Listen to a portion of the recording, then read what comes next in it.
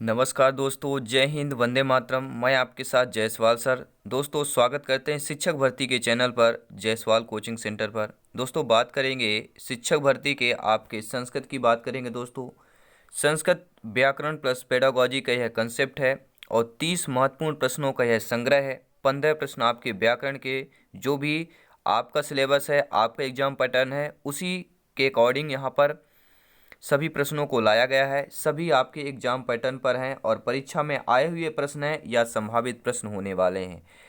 तो दोस्तों, चलिए शुरू करते हैं। और इसके पिछली क्लासेस देखना चाहते हैं तो आई बटन पे, आई कार्ड पे लिंक आएगा, आप लोग देख सकते हैं।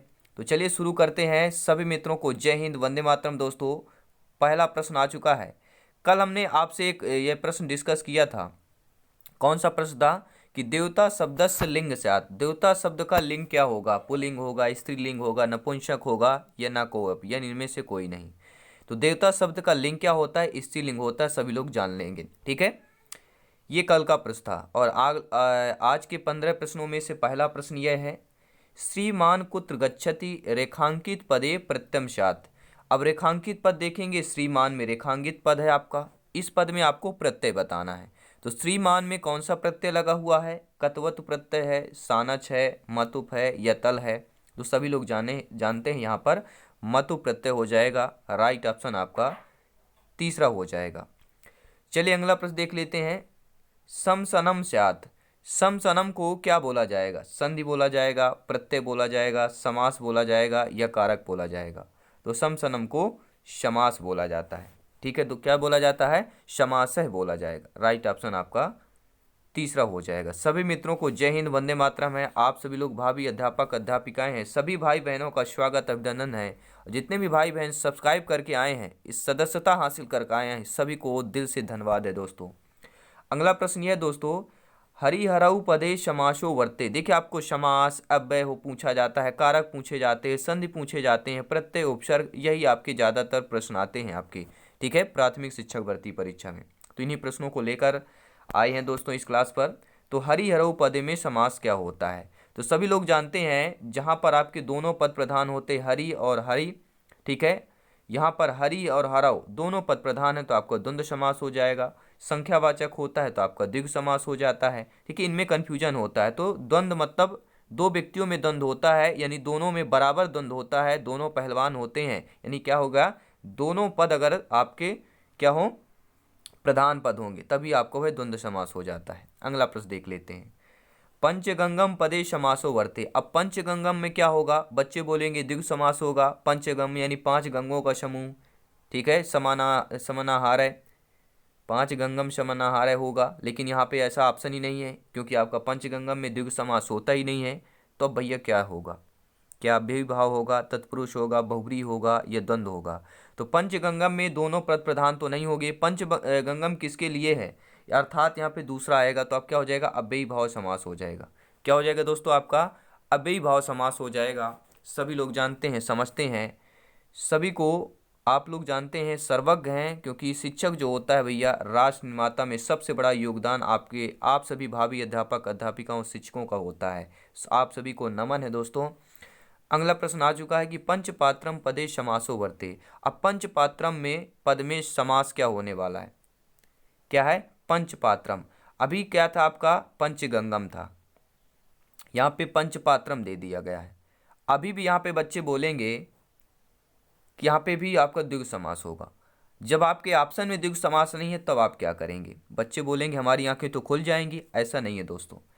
अव्ययीभाव, तत्पुरुष समास, बहुब्रीहि समास, द्वंद्व समास। तो पंचपात्रम में, अगर पंचगंगम में जब आपका अव्ययीभाव समास होता है तो ठीक है, पंचगंगम और पंचपात्रम, 5 पात्रों का यहाँ पे समूह दिया गया है, पंचपात्रम। तो क्या हो जाएगा? क्या हो जाएगा दोस्तों? यहाँ पर आपका तत्पुरुष समास हो जाएगा। सेकंड ऑप्शन आप लोगों का सही हो जाएगा। चलिए अगला प्रश्न देख लेते हैं, क्या है? निर्धनम पदे समासो वर्तते। निर्धन पद में क्या समास होगा? क्या आपका बेभाव समास होगा, क्या तत्पुरुष, बहुब्रीहि या आपका द्वंद्व?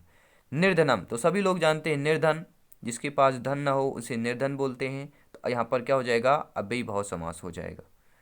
अगला प्रश्न देख लेते हैं, क्या पूछा जा रहा है? अपवित्र पदे समासो वर्ते। अब यहाँ पे मैंने समास का जो है अत्यधिक यहाँ पे प्रश्नों का संग्रह लिया है, क्योंकि समास संधि दोस्तों ये ज़्यादातर आपके एग्जाम में पूछे जाते हैं, इसलिए यहाँ पर ज़्यादा इन प्रश्नों को संग्रह किया गया है। और ये सभी प्रश्न आपके एग्जाम की दृष्टि से, सिलेक्शन की दृष्टि से बहुत ही महत्वपूर्ण है। तो अपवित्र पद में क्या समास होने वाला है दोस्तों, सभी लोग बताएंगे कमेंट बॉक्स में। बहुब्रीहि होगा, द्वंद्व होगा, द्विगु समास होगा, यह आपका नन होगा, या इनमें से कोई नहीं होगा। सभी लोग कमेंट करेंगे। जी हाँ दोस्तों, चलिए राइट आंसर देख लेते हैं क्या हो जाएगा आपका। अपवित्र समास ना तो यहाँ पे आपके बहुब्रीहि है, द्वंद्व है, ना ही द्विगु होगा, तो आपका चौथा ऑप्शन आप लोगों का सही हो जाएगा। चलिए चलते हैं फिर अगले प्रश्न पर चलते हैं। क्या प्रश्न अगला पूछा जा रहा है, महाराज नीलोत्पलम पदे समासो वर्ते। महाराज नीलोत्पलम दिया है, इस पद में समास क्या होने वाला है, क्या समास होगा, द्वंद्व होगा, द्विगु होगा, नन होगा, या कर्मधारय हो जाएगा। तो राइट आंसर यहाँ पे क्या होगा, सभी लोग कमेंट करेंगे दोस्तों, सभी लोग कमेंट करेंगे राइट आंसर क्या होने वाला है। तो यहाँ पे क्या हो जाएगा, फोर्थ ऑप्शन, महाराजय नीलोत्पलम पदे समासो वर्ते। तो यहाँ पर आपका कर्मधारय समास हो जाएगा, यानी फोर्थ ऑप्शन आप लोगों का सही हो जाएगा। अगला प्रश्न देख लेते हैं, लंबकर्ण पदे समासो स्यात्। अब लंबकर्ण में क्या पद समास हो जाएगा, लंबकर्ण क्या हो जाएगा, लंबकर्ण पदे समासो स्यात्, तो आपका यहाँ पर बहुब्रीहि समास हो जाएगा। दोस्तों समास का सभी लोग अच्छे तरीके से स्टडी करें, क्योंकि समास, संधि, प्रत्यय, उपसर्ग, कारक, अव्यय, इनसे ही आपके संस्कृत में सबसे ज़्यादा प्रश्न पूछे जाते हैं। इनको अच्छी तरह से स्टडी करें, और जायसवाल कोचिंग सेंटर के माध्यम से यहाँ पर सभी को दोस्तों ऐसे तैयारी की जा रही है आपके एग्ज़ाम पैटर्न पर, आपके सिलेबस पर, ताकि दोस्तों सिलेक्शन नहीं, यहाँ पे आप लोग टॉप रैंक हासिल करेंगे। अगर सभी क्लासेज बताए अनुसार अटेंड कर रहे हैं, मेहनत कर रहे हैं दोस्तों, तो यहाँ पर टॉप रैंक हासिल करेंगे। और बहुब्रीहि समास का जैसे उदाहरण होता है, जिस समास में दोनों पदों के माध्यम से एक विशेष अर्थ जो है, यानी तीसरे का बोध होता है, वहाँ पर आपका बहुब्रीहि समास होता है। जैसे यहाँ पे क्या हो गया, दिया गया आपका लंबकर्ण हो गया, ठीक है, लंबोदर हो गया, लंबा है उधर जिसका अर्थात गणेश जी, लंबकर्ण लंबे हैं कान जिसके अर्थात गणेश जी, ठीक है, और गिरधर गिरी को धारण करने वाले अर्थात श्री कृष्ण, नीलकंठ नीला कंठ है जिसका अर्थात शिव जी। तो ये आपके क्या हो जाएंगे, सभी आपके बहुब्रीहि समास हैं। अगला प्रश्न देख लेते हैं क्या दिया गया है, अशुद्ध युग्मम स्यात्। अब आप लोगों को अशुद्ध युग्म बताना है, ठीक है। तो यहाँ पे अव्ययी भाव समास में क्या दिया है, अव्ययी भाव में पूर्व पद प्रधान होता है, क्या ये सही यहाँ पे दिया है दोस्तों। जिस समास में पूर्व पद अव्यय हो, अव्ययी भाव समास कहलाता है। क्या है, पूर्व पद अव्यय होना चाहिए, तो यहाँ पर आपका ठीक है। और दूसरा दिया है तत्पुरुष समास में उत्तर प्रधान होना चाहिए। तो जिस समास में पूर्व पद गौण या उत्तर प्रधान हो वह तत्पुरुष समास है, ठीक है। तो ये भी आपका सही दिया हुआ है। फिर अगला दिया बहुब्रीहि समास का उभय प्रधान दिया है, दोनों पद के माध्यम से एक विशेष हो, दूसरे तीसरे का बोध होता है, यहाँ पे बहुब्रीहि समास होता है। द्वंद्व में उभय प्रधान होता है, ठीक है। तो द्वंद्व में पूर्व पद और उत्तर पद दोनों ही प्रधान होते हैं दोस्तों, तो ये भी फास्ट सही है, दोनों प्रधान होते हैं इसमें भी, ठीक है। ये आपके चार दिए गए हैं, ठीक है। अब आपको इनमें से बताना है, क्या प्रश्न पूछा गया है, अशुद्धम स्यात् बताना है। देखिए आपका अव्ययी भाव में पूर्व पद प्रधान होता है, बिल्कुल यहाँ पे सही बात बताया गया है। तत्पुरुष समास में उत्तर पद, देखिए पहचान होता है, अगर पहला पद प्रधान है तो अव्ययी भाव समास होगा, उत्तर पद प्रधान है तो तत्पुरुष समास हो जाएगा। और बहुब्रीहि समास जो उभय प्रधान दिया है, ये आपके तीसरा यहाँ पे रॉन्ग दिया है, क्योंकि बहुब्रीहि समास में क्या होता है, दोनों पदों के माध्यम से एक तीसरे का बोध होता है, ठीक है। जैसे मैंने आपको महात्मा, तो महान आत्मा है जिसकी अर्थात ऊंची आत्मा वाले को महान आत्मा बोला जाता है, ठीक है। तो तीसरा जो बहुब्रीहि का उभय प्रधान नहीं होगा, और द्वंद्व समास का उभय प्रधान हो जाएगा। उभय प्रधान मतलब दोनों में, तो द्वंद्व आपके दोनों पद प्रधान होते, इसलिए आपको उभय प्रधान हो जाएगा। तो फोर्थ ऑप्शन सही है। तीसरा जो है बहुब्रीहि समास को उभय प्रधान यहाँ पर नहीं होगा। अगला प्रश्न देख लेते हैं क्या यहाँ पे दिया गया प्रश्न, क्रियान्वित स्यात्। ठीक है, जो आपका क्रियान्वयी है उसको क्या बोला जाता है? कारक को, समास को, संज्ञा को, संधि को। तो आपके संस्कृत में क्रियान्वयी को कारक बोला जाता है। क्या बोला जाता है? कारक। पहला ऑप्शन आप लोगों का सही हो जाएगा। अगला प्रश्न देख लेते हैं। अभितः समया प्रति शब्दानाम योगे क विभक्ति साथ। जो आपका अभित है, समया है, प्रति है, इन शब्दों के योग से कौन सी विभक्तियाँ बोला जा सकता है? द्वितीया, चतुर्थी, पंचमी, सप्तमी। तो अभितः, समया, प्रति, इन शब्दों को दोस्तों द्वितीय विभक्ति बोला जाएगा। कौन सी? द्वितीय विभक्ति बोला जाएगा। अगला प्रश्न क्या है? सह शब्दानाम योगे का विभक्ति साथ। दोस्तों जो सह शब्दानाम योगे का विभक्ति साथ क्या बोला जाता है? सह शब्दों के योग में विभक्ति को क्या बोला जाता है? तिनको तृतीय विभक्ति बोला जाता है। सेकंड ऑप्शन आप लोगों का सही हो जाएगा। अगला प्रश्न देख लेते हैं। सभी प्रश्न आपके एग्जाम पैटर्न पर है और साथियों अभी आपके 15 शिक्षण शास्त्र के बेहतरीन प्रश्न है जहां पर सिलेक्शन है, जहां पर सिलेक्शन होना है। वीडियो के अंत तक देखिए, तैयारी फुल कीजिए। जब फुल तैयारी होती है, जब कपड़े फुल पहनेंगे तो ठंड नहीं लगती है दोस्तों, उसी तरह जब फुल तैयारी करते हैं तो सिलेक्शन 100 to 100% होना है। प्रश्न यह है, स्वस्ति नमः शब्दानाम योगी का विभक्ति साथ। जो स्वस्ति और नमः होता है, इन शब्दों को योग में जो होता है वह कौन सी विभक्ति बोला जाता है? तो ये आपकी चतुर्थी विभक्ति बोला जाता है। स्वस्ति और नमः, ये सभी लोग नोट कर लेंगे। और टेलीग्राम में जरूर सर्च करें जायसवाल कोचिंग सेंटर, वहाँ पे आपको PDF फाइल नोट्स फ्री में उपलब्ध कराई जाती है। प्रश्न यह कि सह पुत्र अभिक्रुध्यति इत्रत्र विभक्ति साथ कौन सा होगा? अब इसमें आप पुत्र को यहाँ पे क्या होगा? सह पुत्राय होगा, पुत्रम होगा, पुत्रेण होगा, या पुत्रश होगा। तो यहाँ पर दोस्तों सह पुत्रम अभिक्रुध्यति इत्रत्र विभक्ति साथ क्या हो जाएगा? यहाँ पे पुत्रम आ जाएगा। क्या आ जाएगा दोस्तों? यहाँ पे पुत्रम आएगा। सभी लोग नोट कर लेंगे, ठीक है। तो ऐसे भी प्रश्न आते हैं। अब बारी आती है, उम्मीद है कि आप लोग वीडियो को लाइक शेयर जरूर कर दिए होंगे। जितने भी मेरे भाई बहन सब्सक्राइब पहली बार विजिट कर रहे हैं सभी को वेलकम है शिक्षक भर्ती के चैनल पर, जायसवाल कोचिंग सेंटर, यानी मैं जायसवाल सर आप सभी का वेलकम, स्वागत, अभिनंदन करता हूं दोस्तों शिक्षक भर्ती के प्लेटफॉर्म पर। प्रश्न अगला आ चुका है। 15 प्रश्न यहाँ पे रहने वाले हैं आपके महत्वपूर्ण शिक्षण शास्त्र के, जो एग्जाम में पूछे गए प्रश्न हैं या संभावित प्रश्न होने वाले हैं। प्रश्न यह है, बहुश्लोक कंठस्थीकरणम कस्याम परीक्षाम अपेक्षते। दोस्तों बहुश्लोक को कंठस्थ करने के लिए कौन सी परीक्षा जो है अपेक्षित मानी जाती है? तो बहुश्लोक को कंठस्थ करने के लिए जो परीक्षा मानी जाती है वह आपकी अंत्याक्षरी परीक्षा मानी जाती है। बहुश्लोक यानी बहुत से श्लोकों को कंठस्थी करना। कस्याम परीक्षा में अपेक्षा, कौन से परीक्षा में अपेक्षा? तो अंत्याक्षरी परीक्षा जो होती है उसके लिए बहुत से श्लोकों का कंठस्थ करना यानी कि याद करना पड़ता है। अगला प्रश्न देख लेते हैं। साक्षात्कारे का परीक्षा आयोजित। साक्षात्कार के लिए कौन सी परीक्षा का आयोजन किया जाता है? तो साक्षात्कार के लिए आपका मौखिक परीक्षा का आयोजन किया जाता है। अगला प्रश्न देखेंगे। संस्कृत शिक्षणे मूल्यांकनस्य प्रयोजनमस्ति। संस्कृत शिक्षण के मूल्यांकन का प्रयोजन कौन होगा? समान शिक्षण होगा, प्रशिक्षण होगा, विश्लेषणात्मक शिक्षण होगा, या आपका उपचारात्मक शिक्षण होगा? तो संस्कृत शिक्षण के मूल्यांकन का प्रयोजन मस्त क्या होगा? उपचारात्मक शिक्षण होगा। क्या हो जाएगा दोस्तों? मूल्यांकन का प्रयोजन मस्त पूछा गया है तो प्रयोजन आपका उपचारात्मक शिक्षण हो जाएगा। अगला प्रश्न देख लेते हैं। सभी प्रश्न संभावित प्रश्न है। परिष्कृत प्रश्न निर्माणम अवसरे कस्य उपादेयता वर्तते। अर्थात परिष्कृत प्रश्न निर्माण करने के अवसर पर कौन सी उपादेयता वर्ते, कौन से उपाय यहाँ पे बेहतरीन होगी? ज्ञानात्मक पक्ष, भावात्मक पक्ष, क्रियात्मक पक्ष, या उपर्युक्त सभी पक्ष? तो परिष्कृत प्रश्न निर्माण के अवसर के समय जो उपाय होगा वह उपाय होगा ज्ञानात्मक पक्ष में भी होगा, भावात्मक पक्ष में होगा, क्रियात्मक पक्ष, यानी उपर्युक्त सभी इन तीनों पक्षों को ध्यान उपादेयता वर्ते। ठीक है, जो आपके परिष्कृत प्रश्न निर्माण के अवसर के समय इन तीनों पर ध्यान देना पड़ता है। अगला प्रश्न देख लेते हैं। संस्कृत शिक्षणस्य उद्देश्यमस्ति। संस्कृत शिक्षण का उद्देश्य क्या होता है? अवबोधनात्मक, ज्ञानात्मक, सृजनात्मक, या उपर्युक्त सर्वम? तो दोस्तों संस्कृत शिक्षण का उद्देश्य होता है आपका अवबोधनात्मक होता है। क्या हो जाएगा? संस्कृत शिक्षण का उद्देश्य अवबोधनात्मक होता है। और सभी शिक्षक भर्ती के चैनल को यानी जायसवाल कोचिंग सेंटर को जरूर ज्वाइन कर लेंगे। अगला प्रश्न स्क्रीन पर आ चुका है। प्रश्न संभावित प्रश्न है, आइए देख लेते हैं क्या पूछा जा रहा है।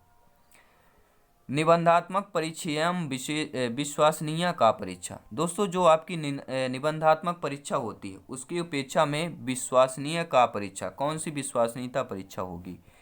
तो निबंधात्मक परीक्षा उपेक्षायाम विश्वसनीय वस्तुनिष्ठ परीक्षा।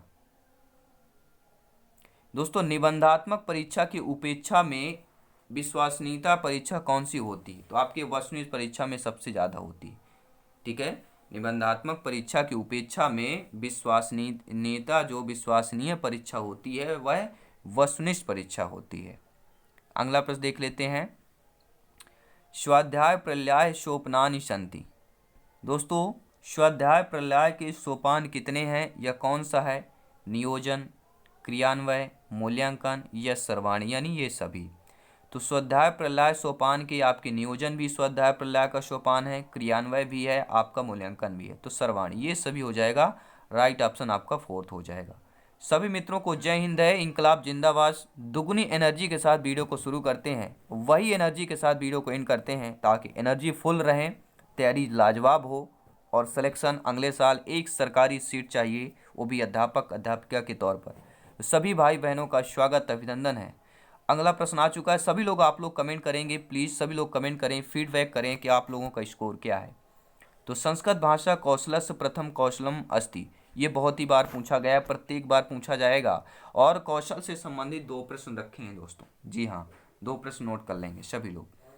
तो संस्कृत भाषा कौशल का प्रथम कौशल आपका क्या होता है? सभी लोग जानते हैं, श्रवण पहला होता है प्रथम, और अंतिम आपका लेखन होता है। अगला प्रश्न देख लेते हैं क्या है। संस्कृत भाषा कौशलस्य प्रथम भाषा कौशल, ये रिपीट हुआ है प्रश्न श्रवणम, क्योंकि आपके सभी परीक्षाओं में यह प्रश्न पूछा गया है, काफ़ी बार रिपीट हुआ, इसलिए 2 बार रिपीट हो गया यहाँ पर भी। संस्कृत शिक्षणे परंपरागत सहयोग उपकरणम अस्ति। दोस्तों संस्कृत शिक्षण जो होती है, परंपरागत सहयोग उपकरण कौन सी होती है? दूरदर्शन होती है, श्यामपट्ट होता है, चित्रम होता है, आकाशवाणी होता है। तो संस्कृत शिक्षण में परंपरागत सहयोग उपकरण जो होता है वह आपका श्यामपट्ट ही होता है। राइट ऑप्शन आप लोगों का बी हो जाएगा। चलिए अगला प्रश्न देख लेते हैं। वीडियो को लाइक शेयर करते जाएं क्योंकि यह टीचर्स फैमिली है और सभी लोग आप लोग भावी अध्यापक अध्यापिकाएं हैं। प्रश्न अगला यह है दोस्तों, संस्कृत शिक्षणे कानि उपकरणानि प्रयुक्तानि सन्ति। संस्कृत शिक्षण के दोस्तों कितने उपकरण प्रयुक्त किए जाते हैं? केवल शब्द उपकरण प्रयुक्त किए जाते हैं, केवल दृश्य उपकरण चित्र के लिए, या दृश्य शब्द उपकरण? तो संस्कृत शिक्षण में उपकरण जो प्रयुक्त किए जाते हैं वह दृश्य और शब्द उपकरण होते हैं। तो फोर्थ ऑप्शन आप लोगों का सही हो जाएगा। दोस्तों यह ग्रेड 3 की तैयारी है, प्राथमिक शिक्षा का है, ठीक है, प्राइमरी टीचर के लिए है, तो ऐसे ही प्रश्न आपके एग्जाम में आने वाले हैं। अनुवाद शिक्षणस्य विधयः सन्ति। अनुवाद शिक्षण की विधि कौन सी है? पुस्तक विधि है, द्विभाषा विधि है, तुलना अनुकरण विधि है, या सर्वा है? तो आपके अनुवाद शिक्षण की पुस्तक विधि भी होगी, द्विभाषा विधि भी होगी, तुलना अनुकरण विधि होगी, यानी ये सभी विधियाँ आपकी अनुवाद शिक्षण की है। अगला प्रश्न देख लेते हैं। मूल्यांकनस्य कति भेदाः सन्ति। मूल्यांकन के कितने भेद हैं? 1, 2, 4 या 5? तो सभी लोग जानते हैं मूल्यांकन के 2 भेद हैं। अगला प्रश्न देख लेते हैं। संस्कृत शिक्षणे मौखिक अभिव्यक्ति साधनमस्ति। संस्कृत शिक्षण के मौखिक अभिव्यक्ति का साधन क्या है दोस्तों? कविता पाठ, कथावचन, चर्चा परिचर्चा, या ये सभी हो जाएगा। तो संस्कृत शिक्षण के मौखिक अभिव्यक्ति का जो साधन होता है वह कविता पाठ भी होता है, कथावचन भी होता है, चर्चा परिचर्चा, ये सभी हो जाएगा। क्योंकि मौखिक रूप से, मौखिक मतलब जो बोलने हो, तो कविता पाठ भी बोला जाता है, कथावचन ये भी बोला जाता है, सुना जाता है, चर्चा परिचर्चा ये भी बोला और सुना जाता है, मौखिक तौर पर होता है। तो मौखिक तौर पर साधन ये सभी हो जाएंगे। ऑप्शन नंबर डी आप लोगों का सही हो जाएगा। अगला प्रश्न देख लेते हैं, क्या स्क्रीन पर है। व्याकरण पाठ योजनायाम नस्ति। दोस्तों व्याकरण के पाठ योजना नहीं है, कौन सा ऑप्शन नहीं है? छात्राणाम शब्द भंडारस अभिवर्धन, छात्रों में शब्दों का भंडार करना, या शब्द भंडार का अभिवर्धन करना, वृद्धि करना, ये तो अच्छी बात है, व्याकरण पाठ योजना में है आपका। शुद्ध संस्कृत लेखन योग्यता उत्पादन, शुद्ध संस्कृत लेखन की योग्यता को उत्पादन करना, ये भी आपके व्याकरण पाठ योजना में है। विचार अभिव्यक्ति शकुत उत्पादन, तो विचार में अभिव्यक्ति का उत्पादन करना बालकों में, ये भी आपके व्याकरण पाठ योजना का है, ठीक है। लेकिन अत्यधिक धनार्जन कर तुम क्षमता उत्पादन, यानी अत्यधिक धनार्जन करने के लिए क्षमता को उत्पादन करना, यह व्याकरण पाठ योजना में नहीं आएगा। तो डी ऑप्शन आप लोगों का सही हो जाएगा अकॉर्डिंग टू प्रश्न, क्योंकि नस्ती आपका यानी कि नेगेटिव प्रश्न था, तो नेगेटिव आपका आंसर भी आ जाएगा। ठीक है दोस्तों, ये रहे आपकी आज की लाजवाब क्लास। उम्मीद है ये क्लास बहुत ही अच्छी रही होगी, लाजवाब क्लास है। और सभी मेरे प्यारे भाभी अध्यापक अध्यापिकाएं शिक्षक बंधु बेहतरीन क्लास अच्छे से प्रश्नों को अटेंड किए होंगे। और जितने भी भाई बहन अभी तक भी सब्सक्राइब नहीं किए हैं, सदस्यता हासिल नहीं की है, ज़रूर कर लेंगे, क्योंकि यहाँ पर जो आपको वीडियोज अपडेट मिलता है सभी आपके टीटी एग्जाम यानी शिक्षक भर्ती से रिलेटेड मिलेगा। सभी आपके एग्जाम पैटर्न पर सिलेबस के अकॉर्डिंग पर ही सिलेक्शन को ध्यान में रखते ही प्रश्नों को लाया जाता है। यानी जायसवाल कोचिंग सेंटर राष्ट्रहित में शिक्षा की बात करते हैं दोस्तों, तो शिक्षा की बात करते हैं यानी कि आपको सभी पीडीएफ फाइल, नोट्स, मटेरियल सब कुछ फ्री में आपको मिलता है टेलीग्राम पर। टेलीग्राम में ज़रूर सर्च करें जायसवाल कोचिंग सेंटर। दोस्तों बस हमेशा हंसते रहिए, मुस्कुराते रहिए, अच्छी सोच, अच्छा विचार रखिए, और अच्छी भावना मन को हमेशा हल्का करती है। साफ सफाई बनाए रखें, स्वस्थ रहें।